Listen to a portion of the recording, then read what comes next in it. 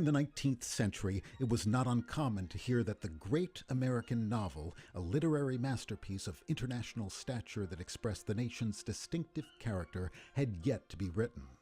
Given that this was a period during which works such as The Scarlet Letter, Moby Dick, Tom Sawyer, Huckleberry Finn, and The Portrait of a Lady appeared, this opinion was myopic at best. In fact, the idea of America lagging behind European culture was more appropriately applied in the musical realm, where the collapse of the market for new music by English composers at the beginning of the 17th century created a circumstance in which Britain's musical legacy to the American colonists was dwarfed by its literary heritage.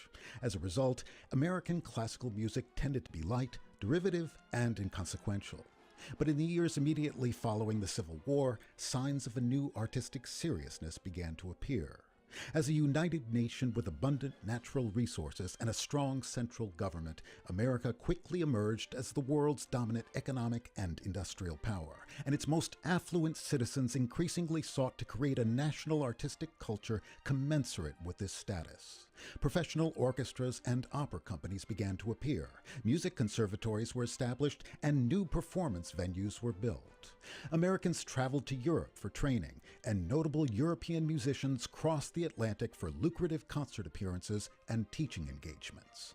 Nonetheless, most of the new music written in America during the last quarter of the 19th century clumsily imitated the works of the Central European Romantics, and it wasn't until the early 20th century that aspects of a distinctive American musical style began to appear. In this regard, Antonin Dvorak's 3-year tenure in the 1890s as director of the National Conservatory of Music in New York would be profoundly important. Preaching the same artistic philosophy upon which his own music was based, he encouraged young American composers to abandon their efforts to emulate composers such as Beethoven and Wagner, and turn instead to indigenous sources for inspiration, such as the music of African Americans and Native Americans. At a time when these populations were reflexively looked upon with disdain, this idea was extremely controversial, but it would prove prescient. The expansion of America's global influence coincided with two important cultural developments: the advent of sound recording, which brought a wider range of music into many more homes, and the emergence of the genre that's been called America's classical music, jazz. The international interest in this exciting new art form, which embraced the rhythmic and harmonic complexities of modernism within a vernacular context, thrust America into a role of musical leadership for the first time.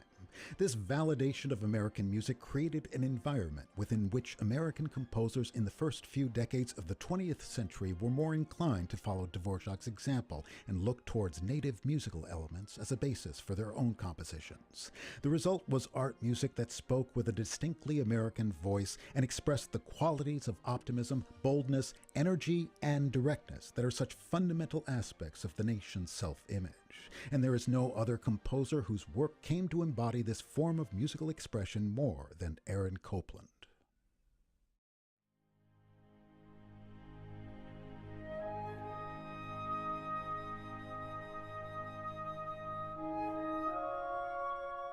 By the mid-1940s, Copland had established himself as one of America's most important composers with a series of works such as El Salón Mexico, Quiet City, and music for the ballets Billy the Kid, Rodeo, and Appalachian Spring, all of which were written in a highly accessible style that fused elements of jazz and American folk music with the clear textures of Stravinsky modernism.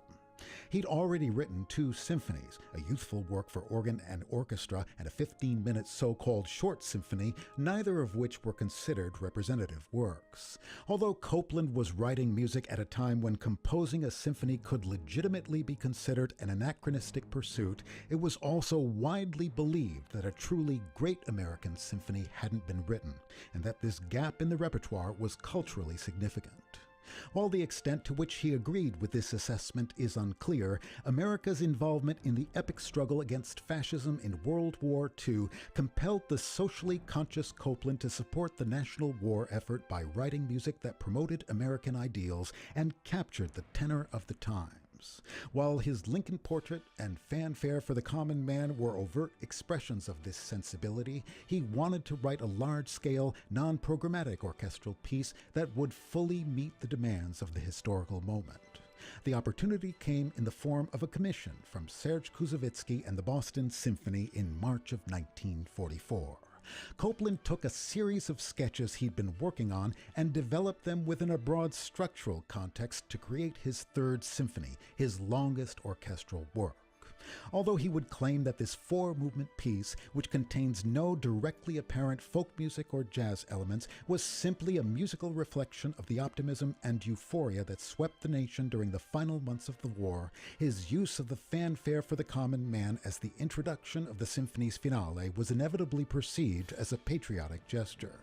Its presence within an extended, serious, ostensibly abstract work that's nonetheless permeated with the expressive directness and clarity that characterize Copland's identifiably American style led his compatriots to conclude that the Third Symphony was more than a piece of music, a popular reality that was noted by perhaps the work's greatest interpreter, Leonard Bernstein.